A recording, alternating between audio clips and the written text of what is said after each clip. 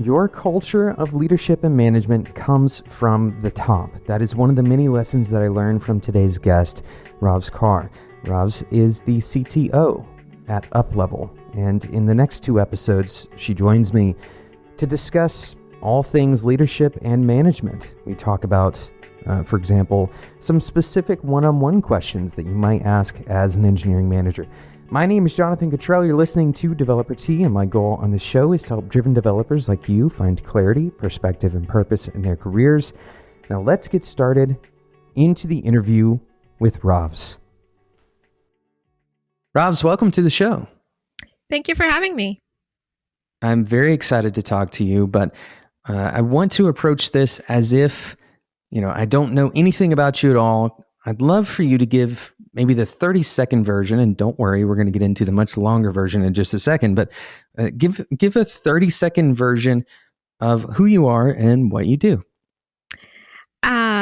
I am the CTO of a startup in Seattle called UpLevel. I'm leading the engineering and product teams, mom of 2 young kids, living in the suburbs and living the dream.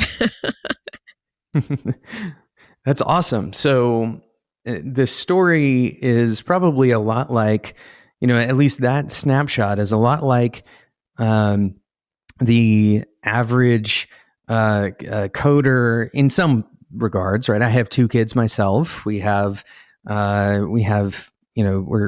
of living in the suburbs. But I know that your background is different from the average engineer, and I'd love for you to share that story. But first, I want to ask a question that hopefully will help us guide this discussion even better. And this is a question that I ask all of my guests. What do you wish more people would ask you about? I wish more people would ask me about building teams, leading effective teams. At the end of the day, a lot of people think about technology teams with technology first, and I think it should be people first. And often leaders forget that. So I wish they would ask me more about that. That is a wonderful thing to talk about. It's certainly something we talk about on this show quite a bit. But I'd love to know, for somebody who's listening and they say, okay, it's nice to say that. It's nice to say that people should be first and technology second. But how do I know if my team is doing that? What are some of the things that you might look for if you were to talk to somebody about their teams? How would you know, maybe a red flag or even just a warning, a yellow flag, that a given team is really not focused on people first? That's a great question. So let's say I was talking to a leader of a team and I asked them how their teams are doing. There are leaders that naturally gravitate to the people side, and they'll talk, their comments might be like, I have a great team, we have a lot of fun together, everyone's, they'll talk about the personalities, what people do. They know the team, right? They know the struggles of the people, they know what keeps them motivated. They talk about relationships. They'll often refer to their teams like a family. They'll talk about doing things together. You will get the sense that they are tied together by a mission they all believe in, right? It's a family. They know why they're there. They know why they exist as a team together. They work hard and they have fun doing it. And those are the sorts of things you'll hear. You also hear leaders who naturally gravitate to, the technology pieces or the, just the throughput of it or the system of things, right? You'll hear things like, how's your team doing? Well, they're getting bogged down because this, technology isn't quite working and it's slowing us down, right? And that same thing, you could either hear them talk about it from a technology point of view or from a people point of view. The same underlying fact. It could be, I don't like this particular technology, it's old school, versus this technology is really impacting my developers because it doesn't allow them to move fast enough and they don't get the feeling of being creators. So just within again, the same facts and what you focus on, I think can be pretty telling about what the culture is like in the organization. So it might make sense then for, let's say, an engineering manager to record their next meeting, or even kind of record their own discussion with somebody about, hey, how's your team doing, and look for those kinds of topics. Are you gravitating towards thinking about the impact to the individuals on the team? What is your first gut response? Now, I have a follow-on question for this, because I've met a lot of engineers who are completely empathetic people. They are totally people-driven, and you can see that in their actions. But when you ask them how are their teams performing, or how's everything going on the team, they may not necessarily pull that out. And it's not because they are not people focused. I'm curious, have you come across this kind of persona or this archetype of engineer that is so, I guess, level-headed, right? That when they're asked, how are things going, they almost always just jump straight to the technology, not because they're, not thinking about other humans, but because that's just kind of their personality. How do you account for that kind of response when you're trying to diagnose these kinds of issues? Right. It's again a really great question. What I've seen, as I talk to different engineering managers, uh, even a simple question like, what do you talk about in your one-on-ones? And that's a great spot.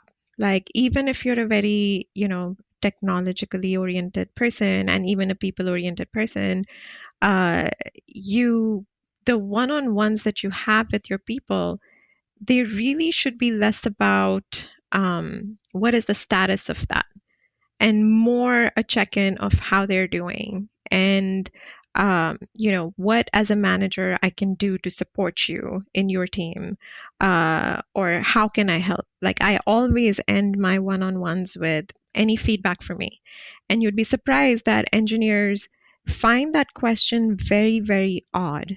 They're like, no, I got none. And that will happen for weeks, uh, till they'll say something really small, like, and it'll always be prefaced with, this isn't really feedback for you, but, It's like, this is for the whole team. yeah, it's for the whole team. But we should get, think of healthier options for snacks, as a simple random example, right?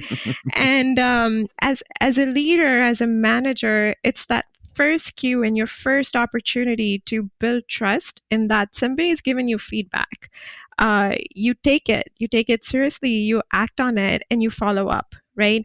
And the magic of that, I've seen that over and over again, and it's just such a consistent pattern that the next time they'll tell you something more, and they'll tell you something more, and there'll be weeks where there isn't any feedback, but eventually you hear the most important stuff from your people, and they get very comfortable telling you that. And I was lucky enough to understand the importance of feedback very early on in my career as a manager. And that happens when you are in that conversation from a place of empathy, from a place of like, you really want to genuinely understand what the person is going through and how you can help the person. And the status of the tickets they're working on, and the pull requests, and what they're blocked on are also always part of the conversation, but it's almost secondary, because you can get that at other meetings. But I try to keep one-on-ones, more focused on people, right? Um, so yeah, even for people who love technology, it's just, some of these meetings and some of these conversations that comes up, and not saying people who focus on technology aren't people, they very much are. Sure, yeah. But again, and it depends on your role too, and I think that if you pick engineering managers, it totally depends on the culture of the organization. It's not to say that that manager is right or wrong in how they answer the question, right? In an organization where the culture is very focused on what you can deliver and how quickly you can deliver, and with less focus on the fact that working people is a marathon, not a sprint. Yeah. That's what they will tend to answer, because inherently that's what they're evaluated on, and that's what they assume you care about. So you really, when people do answer in ways that again might not be people, you have to understand why that is. Is it because they are focused on the technology, or is it because they are in an environment where that is the main focus, and the assumption is that that's what you care about? And you can very well listen and say, that's great, how are the people on your team doing? and Yeah. and Ask directly. yeah, just ask directly. I love this advice for a couple of reasons. I actually have a practice that I'd like to run by you. I want you to pick it apart and tell me what you think of it. So, part of the reason why I ask this question is because I've had these experiences on teams where I have people with, certainly different personalities. That's pretty normal, but sometimes they're wildly different personalities. Sometimes we're talking about somebody who is easily the most, a gregarious person in the room. They're happy to talk for hours on end. And then there's another person on the same team who barely talks at all. And these are both perfectly fine personalities, obviously. You can't criticize a person's personality. That would be a problem, right? Hopefully we all agree on that kind of Right. level ground. So in managing these two individuals, certainly it's easy for the more gregarious person, the more talkative person, for them to share their concerns, and then also for their concerns to be actually heard, right? Acted on. And it's a little bit harder to pull those concerns out of the less talkative person. Generally speaking, that was the case in this particular scenario for me. So one thing I learned to do to both kind of temper what I was hearing from the more talkative person, but also to draw out something from the less talkative person, was I asked the person to rate just how they were doing, which is a very soft metric, on a scale from 1 to 7. And my goal in doing this was, okay, I want to know your articulation of this, but I also want for you to kind of do that quick introspection for yourself, right? To kind of understand for yourself, this fuzzy metric of how are you doing? And the goal was not to track the numbers, right? It's not a data dig or anything like that. Instead, my goal was the process of talking through, for example, a really great answer to this question that I got very often, by the way. This is really interesting. I would get this answer where they would say, well, at work, I'm like a 5, right? And then they would say, but at home, I'm like a 2. My dog is sick or something like that. And that actually brings out a topic that they otherwise, because they wouldn't feel comfortable saying a 2 because they think, oh, well, Jonathan's going to think that that things are going wrong at work, and that's not the case, or vice versa, right? They may seem really happy, but they're kind of, it's just when they go home that they're happy. And I found that this is a really interesting thing to do, but I'm interested in, do you have a practice like this, like a particular kind of tactic in these one-on-ones to draw people out or to help kind of level the playing field between those different personalities when you're building a team? Yeah, I love that practice, Jonathan. I use something similar, um, you know, and one thing that I would typically ask is, again, on a scale, how much fun are you having at work, right? Oh, that's good. And Yeah. and I ask that because, it's when people answer how much fun am I having, it gives you, or it gives me, just something very subjective, but uh, it's just a different measure, right? Like it's a measure of not just how engaged they are, but like I really want them to be having fun, and that to Yeah. me is like the ultimate goal I can achieve for my team. Like they're having fun while working. It doesn't feel like work. Like that is utopia right? And it's not always possible, but I want to know where I stand with respect to that. But the other thing that I always follow up when I ask that question is like, say you say a 6. What do you think a 7 looks like? And to me, Yeah. that is even more telling because that's when I feel the real, it's generally a really juicy conversation, right? Because then they're not only introspecting about how much fun are they having, but what needs to change for them to have even more fun. And I say that even if people are at a 2 or a 9, like if you're at a 9, what does a 10 look like? And how can I help get you to a 10? Right. And that's when, Yeah. I've heard all sorts of responses from, more snacks to the type of work people are doing. And that's a big one because, there is some burnout you feel by just doing the same type of work and you want a variety, right? Or it could be just, I mean, I like the work I'm doing. I'm happy with my snacks. You'll notice I love eating and snacks, and that'll be a theme. But um, you know, but I don't get to interact with other folks on my team as much, right? And that is Yeah. especially true in today's world. Like where you used to have in person, just ad hoc water cooler conversations, or you felt like you were part of a team. Right now, if you're not naturally working on a project with somebody, you're not really interacting with them in the sense that you would in an office. Yeah. And so I really feel that's a great question. And for me, a really valid one, where I'm always again asking, what does that next level look like? Because, just like some people are a little quieter and some people have no, like they're pretty extroverted.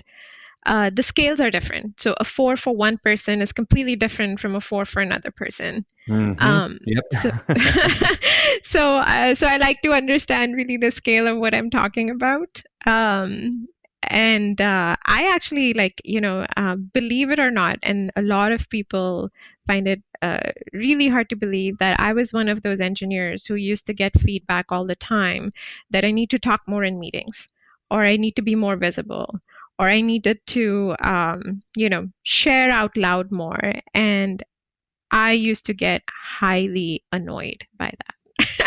Oh, It interesting. was just one of those things that got me fired up in that, like, if I don't have anything really smart to say or useful to say, like, do I have to really be the loudest person in the room to just prove Yeah. that, I'm smart? I used to, yeah, I had a hard time with that one early on in my career, and I've learned over time just how to handle that, and to a point where I might have, swung this pendulum on the other side, and I have to constantly remind myself to like be quiet and listen now because I talk too much. Um, but um, but there are different personalities, and again, as a leader and manager, like you said, you have to put in the work to get their viewpoints and get their perspectives. I think, we have a developer on our team, and uh, she is not one of the most talkative in meetings, but when she says anything, everybody drops silent and listen. Because she's got so much, it's like gold coming out of her mouth. It's like, Yeah. my God, you said one line, and this is like super enlightening, and it's really great feedback, and you really want to, get more of it. So I have like, just again, as a culture and a leader, think of ways to get that out, right? Because it's pure gold for you and your team. So, follow up in one-on-ones, as you said, like, there's questions around just how they're generally doing, but even to get their feedback around how did you think that meeting went? And, really like they're more comfortable talking about in a one-on-one setting. Or even in meetings, like I deliberately pause and I'm like, hey, person X, what do you think about this? Or person Y, what do you think about this? Right. And many hmm times we, other meetings like, retrospectives or things, we actually have some time at the beginning of the meeting to do digital sticky note exercises where everybody has their thoughts out on a digital whiteboard. So everyone, that gives everybody some chance to get their ideas and thoughts out so that you can then have a discussion about it. But to your point, like there's just an intentionality that goes behind getting these really great ideas out from people that aren't otherwise comfortable talking out or over other people. Today's episode is sponsored by DeepSource. DeepSource helps you find and fix issues during code reviews using static analysis. DeepSource integrates natively with pull request code review workflows on all supported providers, including GitHub, GitLab, and Bitbucket. So there's no more digging through linter logs from CI builds. You can bring it right into your workflow directly on your review platform. Each issue has a detailed description of what the issue is and how to fix it, and DeepSource even helps you auto-fix some of the most commonly occurring issues. DeepSource can also run code formatters like black or prettier, etc. on autopilot, so you aren't having those extra commits of you having to do that in response to a less than helpful error message. There are less than 5% false positives on DeepSource. In other words, the things that it brings up are almost always issues. And if you do find something that is not an actual issue, you can send it back to DeepSource and they will get it fixed in a couple of days. On top of this, DeepSource has configurable issue categories. For example, if your team doesn't care about style issues, well, you can just disable them directly from the dashboard. DeepSource is finally free to use for open source repositories and small teams. Head over to deepsource.io to get started today. It's deepsource.io/devt. deepsource.io/devtea to get started for free with DeepSource. Thanks again to DeepSource for sponsoring today's episode of Developer Tea. Yeah, it's a hard problem to solve because, to your point, it's interesting because it seems like as a manager, I have on many occasions have asked people, hey, I really want to hear your opinion more often. I'd love for you to speak up more. I can't tell how you're doing is what I'm really saying, right? I really want to do my job, but I'm kind of shooting in the dark a little bit. It's hard for me to put myself in their shoes and think, that's frustrating. But for some people, it absolutely can be. It can be frustrating to be asked to speak more. And the same is true in the opposite direction, to be asked to speak less. That's probably a little more intuitive, right? For somebody who's doing something, you ask them to stop doing it. That's it's more obviously could be annoying to them, right? I'm curious, Jonathan, you mentioned something that I would love to actually hear your perspective on. I'm at 4 at work and 2 at home, right? Like, I wonder in this day and age, is there really a separation in how you feel about work and how you feel about home? Because with all the craziness happening in the world, like, I just don't think that people can distinguish that can really easily. Switch those. Yeah. Right. Yeah. It's a good point. And I think there's still kind of a cultural desire, or maybe an unspoken cultural norm. It's an old norm, but it still exists. The imperative to try to keep those lives separate, right? And so to be clear, I don't think that it's a valid, I don't think we have to do that anymore.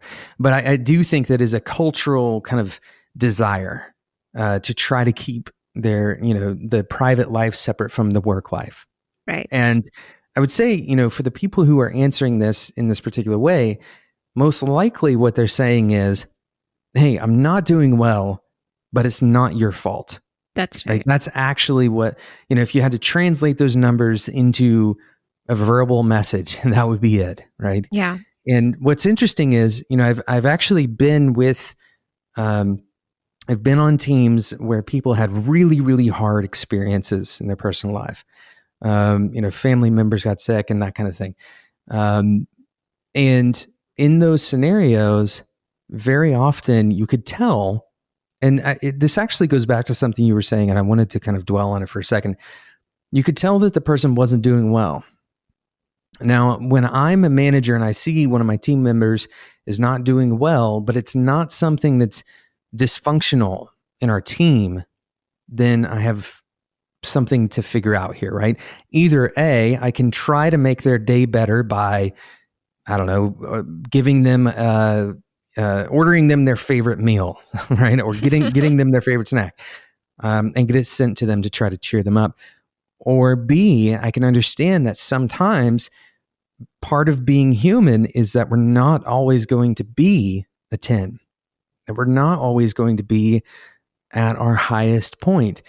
And in some ways, that answer, oh, I'm a 2 at home, but I'm a 6 at work. That's one of the most important things that we can do as managers is create that so that we're not worsening your home situation, right? In fact, everything that we're doing at work is hopefully lessening that burden to some degree, because we're not going to be able to fix every problem. We can't imagine a scenario where everybody is always a perfect 10 and nothing goes wrong. We have to be prepared as managers, as leaders, even as teammates. You don't even have to be a manager or leader, to kind of be with people during those really difficult experiences in their lives and not just try to make them feel better. I could not agree more. I think you've hit very key things that are top of mind for me and our leadership team in the office. It's just something we think about a lot. We've actually um, uh, gone a little bit against the cultural norm here, where I totally understand, like, that there's a cultural preference to, keep work and life separate. And somehow, it's the culture, it's the kind of people we've hired. We all have acknowledged that in this time, that's really hard for us to do. And Mm-hmm. there are so many emotions running up people's sleeves right now, whether it's the pandemic or you're homeschooling kids, or it's the social unrest, or you have, family who's not doing well. And, it seems like everybody is going through something.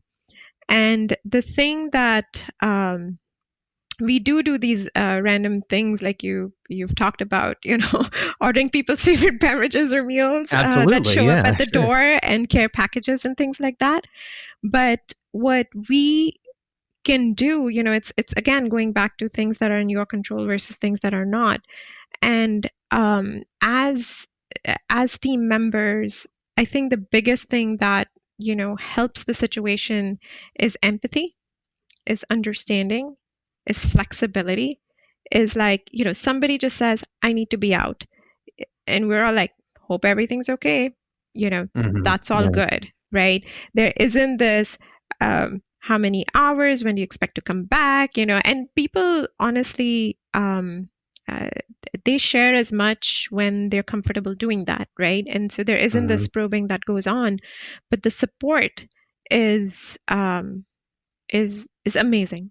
Like, I personally went through it myself. My dad was not well and he was in the hospital. He's in Kuwait, and I was a mess that week because I just didn't know what would happen and what the outcome would be. And for me to feel supported by my coworkers in this way, which was, hey, at any point you need anything, just drop and go, right? I'm Mm-hmm. not thinking about extensive handoffs here and transfers, and like, I know my team's got my back. And I try to do the same for my team members, right? You need something, just go. You need the flexibility, just, I understand homeschooling two kids is not easy. Yeah, People, we actually recognize each other's kids now. It's kind of great. My own that's daughter, she cool. comes in, she'll stare at the screen. She knows my teammates, and if they are known people to her, she'll come in like she owns the room and say hi, and everyone will say hi to her. And if she sees that this is a person she doesn't recognize, she just sneaks out and doesn't come in. So it's like that kind of a culture. Our personal and work lives are very much intertwined, and we've just embraced that. In fact, I was talking to one of my team members just this last week, and what he said really rang true. He said, everyone has a certain mental bandwidth that they can deal with. And I feel like mine's filled with just things that are happening outside of work. And you pause and you think about that for a moment and you're like, that's absolutely true, right? And what you said, again, I could not agree more, is like our responsibility as leaders then becomes, how do I make that part that is your work part, not contribute to even more of it, right? How can I make sure that, at least that part's fine? Whether it's in the type of work you do or whether it's in the support, the flexibility, the games, the social events, the connections, and that's just harder to do in this environment. It just takes a lot more effort, but that is the best that we can do. That is the best thing. And just, I don't think you can over communicate it enough to your team members that, if they need anything, we're there. And you just keep reminding. It was another funny example of this. One of our really strong developers in one-on-one asked me, and I could clearly sense that the person's going through a burnout, right? And we were just talking about that, and he's like, is it okay if I set my hours from like 10 to 5 for a couple of weeks? And I was like, are you kidding me? First, I don't really care about the hours or number of hours you put in, things like that. Like, it was just such I'm like, duh, isn't that obvious? Like, that should be known, like that's fine. And, after 5, nobody assumes you're going to be on anyway, or you're putting in extra time or whatever. And the thing he said to me was, no, I knew that, but it also helps to hear you say that. Because here I am thinking, like, if I really count my hours, that's not even 8 hours. And, I'm really feeling a little stressed out and I want to, get into habits of more separation, and I want to try the schedule out. Because what he found was he was putting in the hours, but it was really busy work. You're like sitting in front of a desk because you feel guilty about not having put in enough hours. And honestly, that just complicates the problem more. Right. Right. Yeah. And it probably doesn't produce anything new of value either. It doesn't. It totally doesn't. And so, again, as managers and leaders, even though you think, and that was a wake up moment for me too, like, I thought this was understood, but it still helps for your team to hear you say what's important to you and hear you just care for them on a personal level.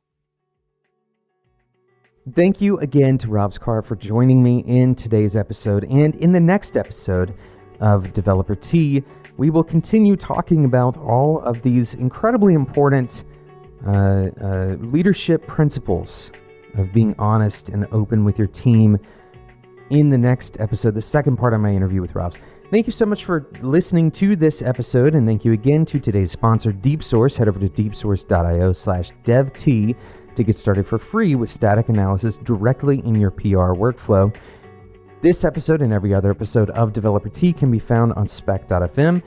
This episode was produced by Sarah Jackson. My name is Jonathan Cottrell, and until next time, enjoy your tea.